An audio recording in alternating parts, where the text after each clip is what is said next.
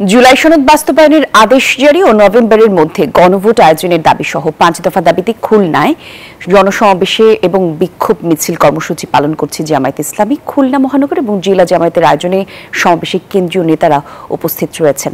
আমরা এই বিষয়ে আরো কিছু বিস্তারিত তথ্য জেনে নেব। আমাদের সহকর্মী আছেন, আমাদের সাথে জানাবেন সমাবেশের সবশেষ কি অবস্থা। আমরা এই মুহূর্তে অবস্থান করছি জামায়াতের যে কেন্দ্রীয় ঘোষিত কর্মসূচি।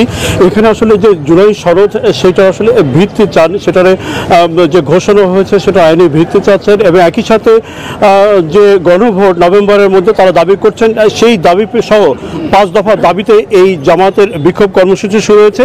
এখানে বিভিন্ন ওয়ার্ড থেকে নেতাকর্মীরা এসেছেন এবং এই নেতাকর্মীরা আসার পরে এখানে সমাবেশ শুরু হয়েছে। এখন এই তারা কিন্তু আসরের নামাজ আদায় করছেন এবং এই আসরের নামাজ আদায়ের পরেই কিন্তু আবার এখান থেকে গণমিছিল শুরু হবে।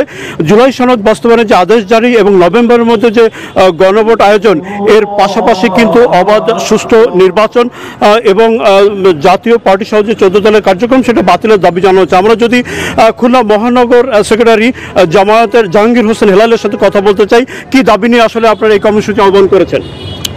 ধন্যবাদ নিউজ 24। আমরা আজকে স্পষ্টভাবে পরিষ্কার যে সারা দেশেই বাংলাদেশ জামাত ইসলামীর উদ্যোগে কেন্দ্র ঘোষিত কর্মসূচি বিভাগীয় শহরগুলোতে আমরা আজকে আয়োজন করেছি, যেটার লক্ষ্য হচ্ছে যে জুলাই সনদ দীর্ঘ প্রতীক্ষার পর একটি জুলাই সনদ আমাদের দিয়েছে।